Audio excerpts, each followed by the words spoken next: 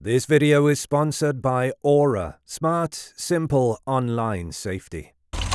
Some say it's a myth. Some believe that it's a dinosaur that has survived through the ages. Others think it's a sea serpent that became landlocked after it swam into the lake. And many believe that it's a hoax. Whatever it may be, the legend of Nessie has been around for almost a century. And still the question remains, is Nessie real or a figment of the imagination? Join us as we investigate the many sightings and theories to determine the truth about the Loch Ness Monster. According to scholars of the Loch Ness Monster, there were a dozen references to a strange aquatic creature in Scottish history as far back as AD 500. Local Picts made stone carvings that shows a mysterious marine beast with flippers. The first written account of Nessie was in AD 565. It was found in the biography of Saint Columba, a Catholic missionary from Ireland, which was written during the 7th century AD by Adamnan. According to his account, he witnessed a burial of a man who had been killed by a water beast. Another swimmer was also attacked by this beast in the River Ness, which flows from Loch Ness. Saint Columba drove the beast away by making the sign of the cross. There are some who believe that the report about Saint Columba and the giant beast is nothing more than a church myth. It's not a true historical record. Instead, it is similar to other stories where saints are able to vanquish Satan, who comes in the form of dragons or serpents.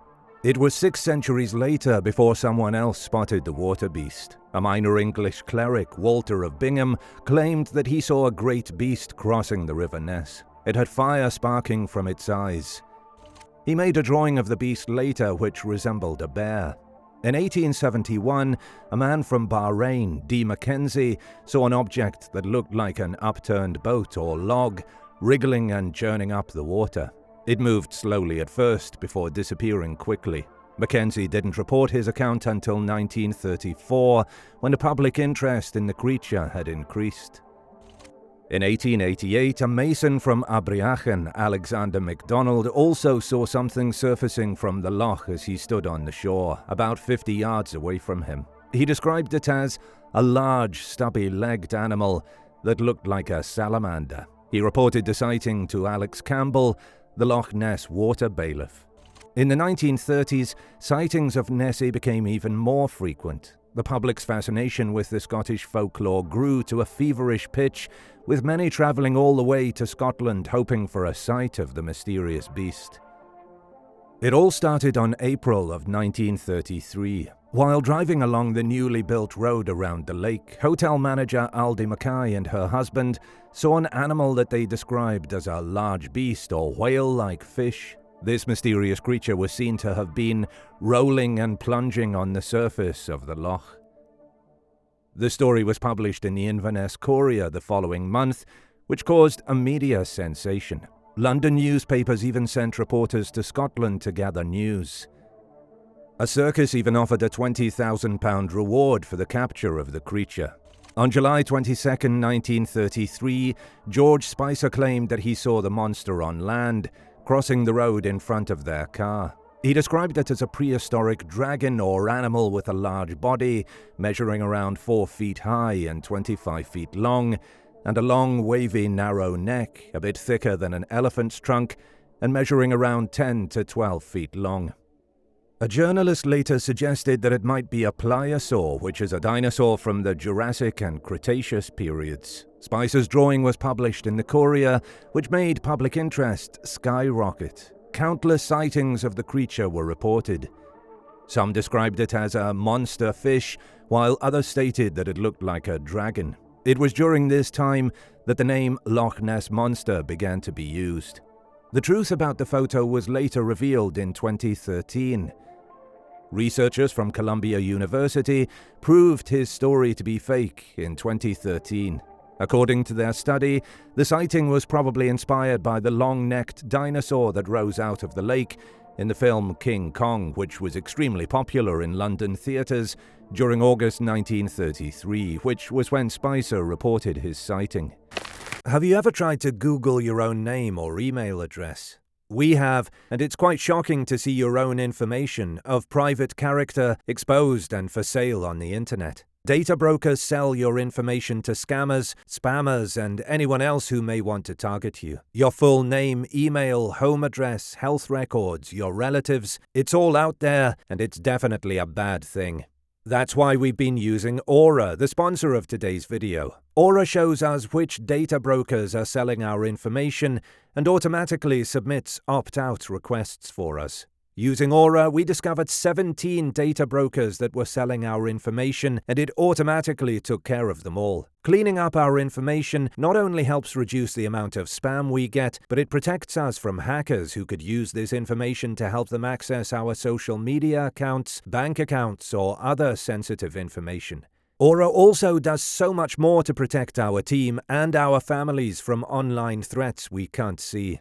It's really easy to set up, so we don't have to download several different apps to get things like antivirus, VPN, password management, parental controls, identity theft insurance, and more. We get everything at one affordable price. You may already have one or two of these tools, but not having Aura is like locking the front door and leaving the back door wide open. Aura is always on, doing the hard work of keeping us safe so we can focus on other tasks with peace of mind. We value our privacy, and we value yours. You can go to aura.com/badthings to start your 2-week free trial. Also linked below in the description. Aura protects you from bad things on the internet. More sightings of the Loch Ness Monster were reported in the following months. But it wasn't until November 1933 that a factory worker named Hugh Gray was able to take the first ever photograph of Nessie. The photograph was slightly blurry, and it was difficult to make out what the creature was. Some have suggested that the photo was actually of a swan or an otter. Because the negative was lost, the sighting couldn't be verified. It wasn't until 1963 that Maurice Burton, a British zoologist and popular science writer, proved that the picture was actually of an otter rolling on the surface of the water. During the same month, a big game hunter, Marmaduke Wetherall, was commissioned by the Daily Mail to track the Loch Ness Monster. He stated that he found large footprints along the lake shores. According to him, these prints seemed to come from a powerful, soft-footed animal around 20 feet long. However, it was determined by zoologists from the Natural History Museum that the tracks were all identical and made with an umbrella stand or ashtray that had a base shaped like a hippopotamus leg. While the footprints were fake, it couldn't be proven that Wetherall was part of the hoax.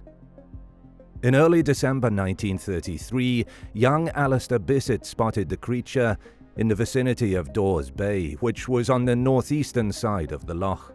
According to his account published in the Aberdeen Press and Journal, he saw the monster careering at great speed from Abriachan, which was on the north side, heading to Hollybush, which was located on the south. This news seemed to inspire more people to prove the existence of the Loch Ness Monster. In 1934, an English physician, Robert Kenneth Wilson, also caught the monster in a photograph. The photo, famously known as the surgeon's photograph, seemed to show a creature with its small head and long neck above the water.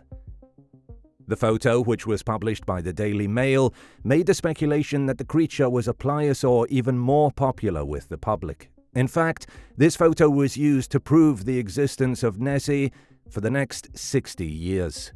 Skeptics, however, believed that it was either driftwood, an otter, or a bird in the photo. One reason for this is due to the scale of the photo. It was often cropped when shown, which made the creature look larger and the ripples in the water look like waves. When uncropped, the ripples were found to look similar to the size and pattern of small ripples, not waves. In 1975, an article came out in the Sunday Telegraph stating that the photo was a hoax. Unfortunately, no one took notice.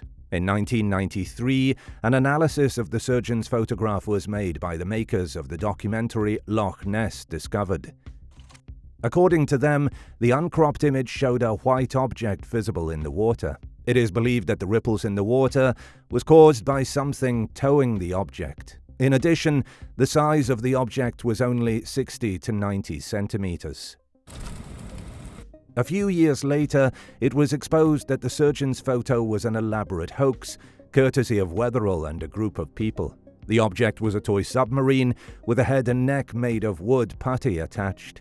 The reason for the hoax was simple. Weatherall was publicly ridiculed by the Daily Mail when the footprints he found was uncovered as a hoax. To get revenge on the Daily Mail, he concocted this prank. Wilson, the doctor, was a friend of his. There are many other sightings that were made public over the years. To date, there have been 1,155 reported sightings of Nessie, according to the Loch Ness Centre. Many of them have been discredited. Explanations range from a normal creature such as a seal, otter, or water bird, to physical phenomena such as waves caused by objects such as driftwood and boats, wind gusts, and even reflections. A lot of the photos taken of Nessie were later found to be fakes. So, is the Loch Ness Monster real? If it is, wouldn't there be actual proof of its existence after so many years? Some say that it's difficult to catch sight of Nessie due to the depth of the loch and the darkness of the water. And that's not an excuse. The Loch Ness is 788 feet deep, which is enough to submerge the Edinburgh Castle twice over. According to experts, it's difficult for light to penetrate the water due to the amount of peat that washes into the loch from surrounding rivers and streams. In fact, you could be swimming in the loch and you wouldn't even be able to see a 400-foot submarine just 2 feet in front of you.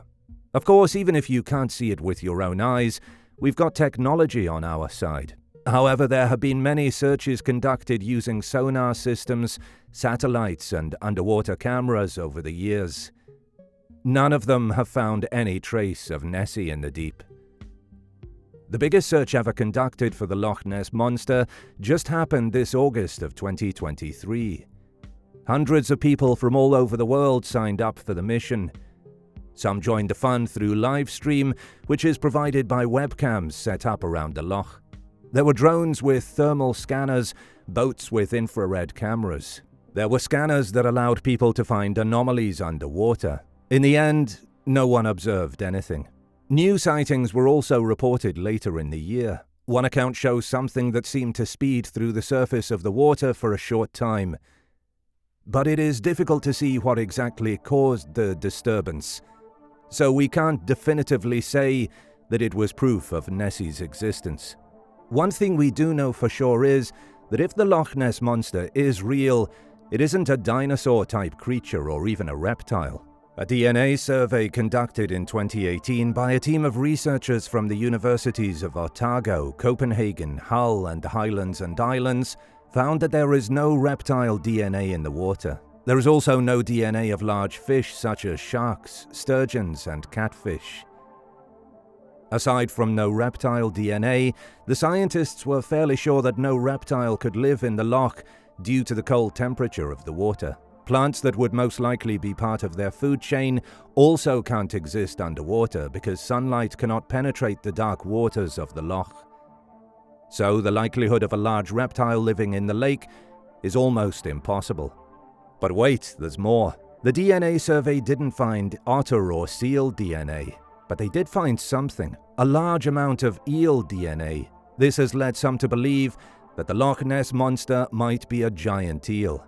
The leader of the study, Professor Neil Gemmell of the University of Otago, can't discount this possibility. But it's also possible that this amount of DNA came from many small eels. According to a 2023 study published by scientist Flo Foxon on J. Merck's bio, the probability of eels as large as the estimated size of the Loch Ness Monster is very small. So there goes that theory. So, what really lies underneath the Loch Ness?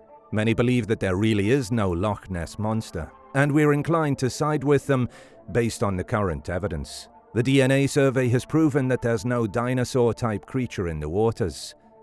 Sonar systems, satellites, and other advanced equipment have failed to come up with anything that remotely points to Nessie's existence.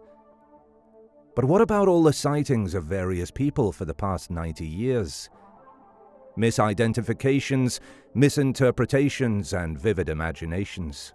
Of course, that's only our take. But for those with a passion for the unexplained, the quest for the secret of the Loch Ness Monster continues.